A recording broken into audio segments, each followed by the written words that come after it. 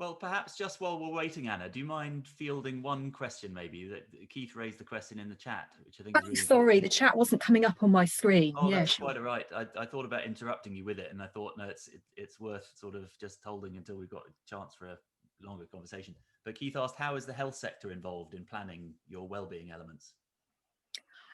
Yes, so we've got so Mark Dudridge, who's the chair of the Local Enterprise Partnership, he's a member of our board. So he's been providing quite a useful conduit between health plans for the area and the new hospital that's potentially being planned.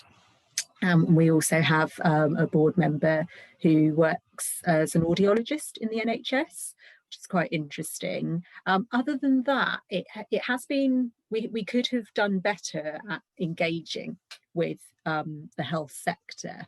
I have to say, it's been a bit of a whistle-stop year. So we put out a call for kind of project proposals to be included in our town investment plan, and they ended up for anyone who's had chance to look at our town investment plan on the website, they did end up being more centred around kind of physical and community health type activities rather than specific kind of, primary or secondary or tertiary health as we'd imagine it. We did have a really interesting project actually, and I was quite sad that it didn't quite make the cut on the scoring evaluation. It was called Preventing Pills and Ills, and was a development of a social prescribing pilot that VR Surgery locally had started with some previous seed funding a couple of years ago, and they had some quite interesting results with that pilot where it was something, you had to read it a couple of times to make sure you'd read it correctly. They'd cut opiate prescribing by something, they'd cut it in half, or they'd cut it by 60% or something, really incredible, compelling stats for what this social prescribing pilot had done. And unfortunately, it just missed out, but it did. It's on our reserve lists of project, and we also sent those to the government in the spirit that, whilst the most kind of likely outcome is that they'll say yay or nay to our shortlisted projects, if we can say, right, here are the 11 that didn't quite make it, and if any, if you want to give us an extra sort of few 100,000 for any of these, then please do. Thank you, Anna. I'm not sure if Anna's cut off there or just finished speaking, but Keith, did you want to say anything about your question or any particular thoughts? Well, I think Anna mentioned VR Surgery, so presumably she's been in conversations with Scott, the practice manager, who actually, I believe, sits on the national board for social prescribing.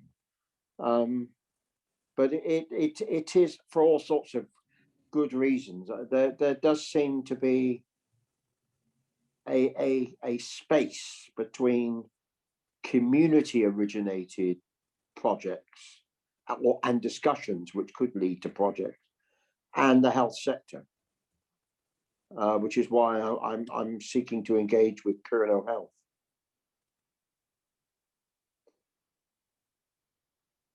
Yeah, it's actually Alex Olivier at VR that was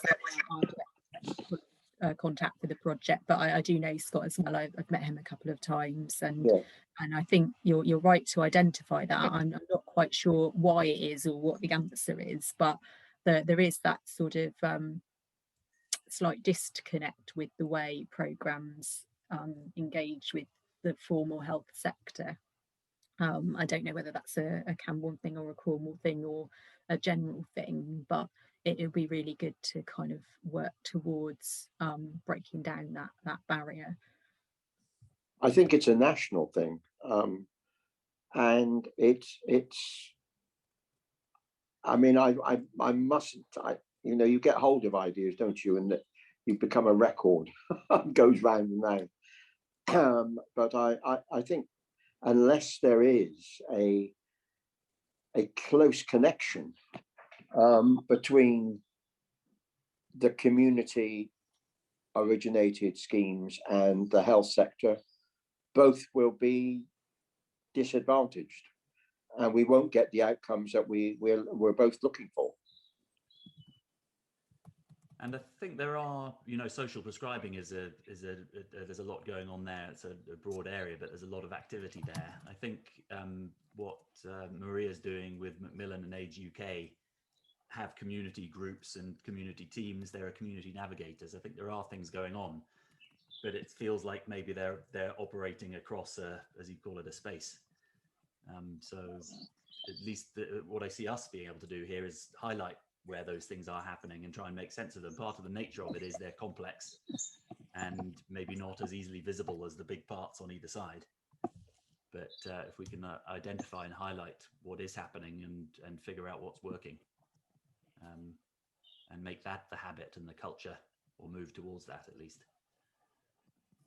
It's a really critical thing to identify about the whole system, I think, and really interesting to hear that it might be a national thing and it might be playing out locally in different ways, and also that there are people thinking about it. Yeah, I think the people, Sally here, I think there's people not only thinking about it but doing things about it, and you're quite right, there's a lot going on, and I hope to address some of that in my talk next month.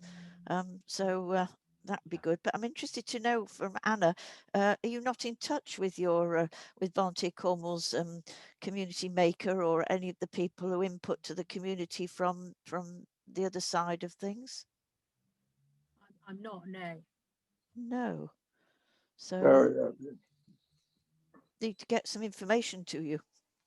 That'd be really helpful. Yeah, thank you. We're sort of, this, particularly with the Camborne Town Deals side of things, it's been a really kind of whistle stop year, and quite a lot of sort of firefighting and not a lot of kind of paid staff support. So where we have, there's probably all kinds of gaps like that where unfortunately we haven't engaged with people as yet, but there will be a kind of period once we get the heads of terms from the government for the 25 million. There will be then another period of community kind of outreach and consultation where with the various projects we'll be wanting to have local organisations and interested individuals kind of directly developing how they get from a project that's written on a bit of paper to something that lives and breathes and benefits the community.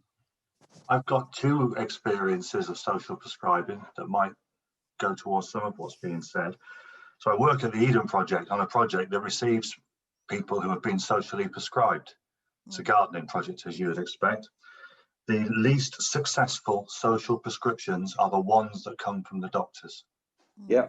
The very least successful. And the reason for that, in my experience, is that particular doctors that I'm talking about, I'm not going to, Dr. Surgery, I'm not going to name them, it's not Camborne, but, or VR anywhere, but they actually have a social prescribing link worker, which you would think would make everything really easy.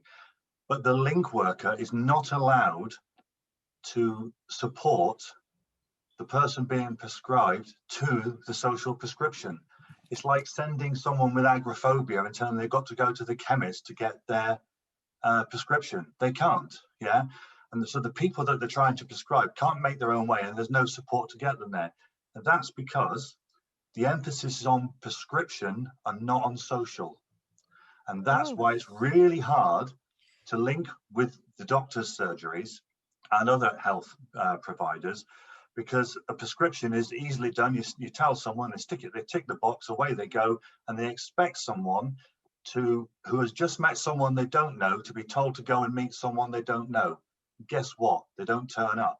And Jackie, I've been there loads of times.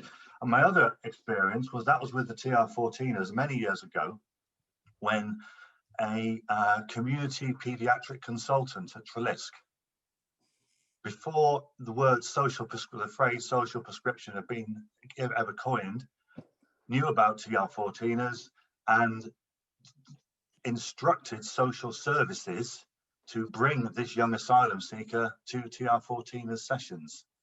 And that worked because he was supported. He had social workers come with him, people that he knew. He didn't feel like he was going into something that he didn't understand. English was his fourth language and all that sort of stuff. So if they've got the support to come, then that support link works both ways. But if it's just a doctor effectively writing on a prescription form and saying, there you go. Of course it doesn't work. It never will work. We can say social prescribing as long as we like. It will never work, no matter how much volunteer corn we'll put into it or all the other organisations. Oh. If the person isn't supported going to their prescription, they're never going to go. Thank Can you, I Dave. just Can say- I bring you Jackie Ellis? Would just like to add to the. All right. If I agree with you in lots of ways, Dave. However, I would disagree that because lots of us, and I work as a social prescribing link worker myself and coordinate several others, those who have the flexibility will support people wherever they can, and we make the links wherever we can to get that physical support, that connection for someone. The massively more positive thing about social prescribing is around the fact that we do have time to get to know that person. A doctor may have 10 minutes, practice nurse may have 10 minutes. Part of our role is to get to understand what that person's needs are, their priorities are. And I would just like to add that through the additional roles reimbursement schemes that the surgeries now have access to, a lot of them are deciding to employ mental health practitioners who are able to work with people clearly on their mental health and their emotional well-being. There is a huge challenge for people to have that physical connection to perhaps join someone in their first group or their first activity. But we absolutely are doing our best to make this work. I think there are really massive strides before joining, towards joining things up. And I'm sorry you've had that experience. It's a shame to hear that, David, but it can work, and it does work in lots of ways. I mean, yeah, I know the social prescribing link worker, and she's told me that she has 15 minutes per patient she's given. Well, I think that would be a discussion for her and her manager and the surgery. It has been, we are inundated with calls at the moment. And, let's not disagree about anything. I think it's different from surgery to surgery. I'm just telling you that my experience is different to what is published. And my experience has been going on for 3.5 years at the Eden Project. It is different to what people say. At the end user experience. And so thank you, Dave. Thank you, when people are prescribed from community groups, which happens, they're supported and they find their way. It may take them 3 weeks to get there, but we find that really successful. And we've just found that the least productive prescription is from the GP surgeries. That's what we find. Yeah. Noted. And it's a new area as well, isn't it? I know there's lots of conversations going on about social prescribing. Maybe we'll have more conversations here about social prescribing and, in fact, all of the ways in which we're reaching into this space to try and make sense or close some of the gaps. That'd be really valuable. What I'd like to do here is just make these connections.